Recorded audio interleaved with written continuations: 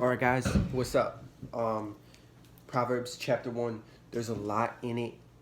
So much. I have a lot of notes, right? So I'm just going to go through these really quick, but not too quick, right? So, Proverbs, is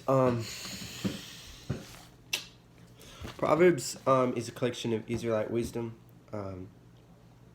literature, and it includes various authors, but mostly it was Solomon. And King Solomon was the son of David, and he actually wrote thousands of Proverbs, even though there's only hundreds in the Bible, which is still a lot. He wrote thousands. And so Solomon, I think everyone knows who Solomon is, but right, so Solomon was the son of David, and God found favor in him, and he was like, hey, what do you want? Like, I'll give you anything. And Solomon was humble and asked only for wisdom. He didn't ask for riches or glory. He just wanted wisdom. So God gave him wisdom, and he was the wisest man ever, probably. And he wrote a book of Proverbs, and he was so wise. And Proverbs starts right with a lot of things. So verse 2 of chapter 1 says like what the purpose of Proverbs is, and the purpose is to know wisdom and instruction. And to know wisdom is to increase in your learning. So this also goes back to Hebrews 6, where it talks about how like some people are kind of are lukewarm, and they like know about Jesus, but they don't want to dive deeper in. And they say like you're still surviving off of elementary doctrine when you should dive deeper, right? So Proverbs is talking about how you should desire to find deeper wisdom in Proverbs, in the Lord. It also says like, so the fear of the Lord is the beginning of knowledge. Only fools despise wisdom. And so fear of the Lord is something that I never really understood as a kid growing up. I was like, I don't want to be scared of him, but it's more of like a healthy respect for him. Like, he is Lord, he is Savior, like he is creator of the universe, and we have to kind of be, well, the Bible does say like, don't be afraid of man or of Satan even, but be afraid of the one who can like condemn your soul in your mind, in your heart, right? Which is what God can do, but God shows compassion. So you are supposed to be like afraid of his power, in the sense that you're supposed to understand that he is more powerful than us, and that you should respect him. And that is the start of wisdom. It's just fearing the Lord and understanding like, yo, God is like way smarter than I could ever be. God is way more powerful than anything I could ever be. And yeah, like healthy respect for God. This is gonna be a long video. I'm so sorry, right? I just love Proverbs, and I'm sorry if I brought you guys into this, but I was going really deep into Proverbs, and I started yesterday. I was like, hey, they could join me. But if it's too much, and if I'm talking too much, just tell me, okay? Right. So then it talks about right. So it personifies wisdom by being a lady of wisdom, right? They in the first 9 chapters they reference wisdom as a she, as a person, right? And the Hebrew word for that is chokmah. It's written on my hands. And chokmah is kind of, it's crazy, right? So it's like this force, like it's literally like this force woven into all creation, like Star Wars. Like the force is like living inside of us, living inside creation. That's what this is. Like it's a real thing. Like wisdom lives inside of us. Wisdom lives inside of God and inside of nature. But it's like, if you make a wise decision, then you are going with Chokmah. Like you are walking with Chokmah, and you are walking with Christ. But if you oppose it, make an evil decision, then you're going against Chokmah, and you are trying to do it on your own. But it talks about like so much, right? So it's like only a fool would despise wisdom. Like only a fool would look at it and be like, nah, I don't need that. Like I can do it on my own, right? So if you are closed-minded, and if you think you can do it on your own, which I struggle to do, then you are a fool. Like you are a fool, which is crazy, right?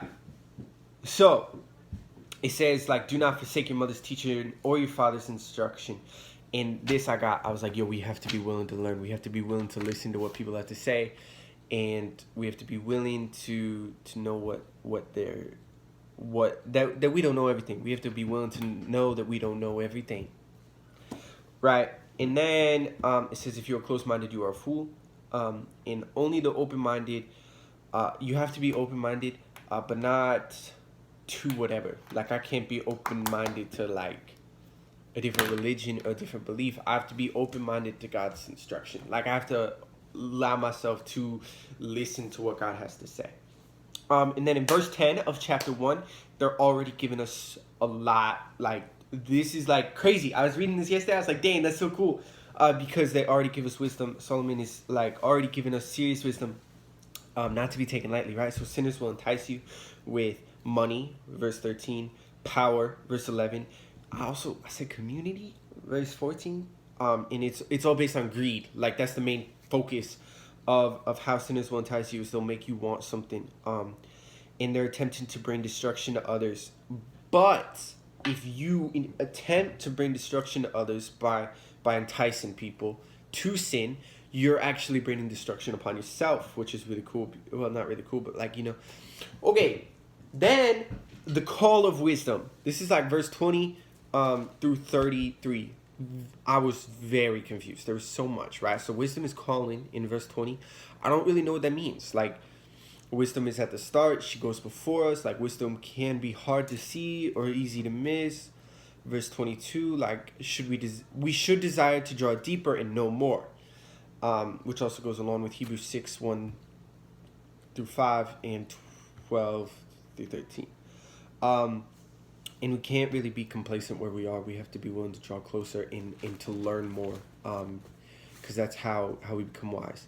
And you're supposed to be wise, right? So then in verse 23, it says, like, if we turn from God's disapproval. So like, if we're walking our path and God's like, yo, I'm disapproving of what you're doing, and we turn and we're like, no, I got this. Like, I don't need you, God. Like if we ignore him, then God will pour out his spirit on us, but not in a good way. Like, he'll be like, okay, I drew a picture to go with this.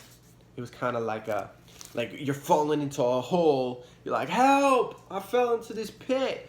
And God's like, I told you so. Like, you have to be willing to listen to what God has to say. But if you're not willing to listen, then God's going to kind of be like, hey, I already told you, like, you need to listen to what I had to say, but you refused.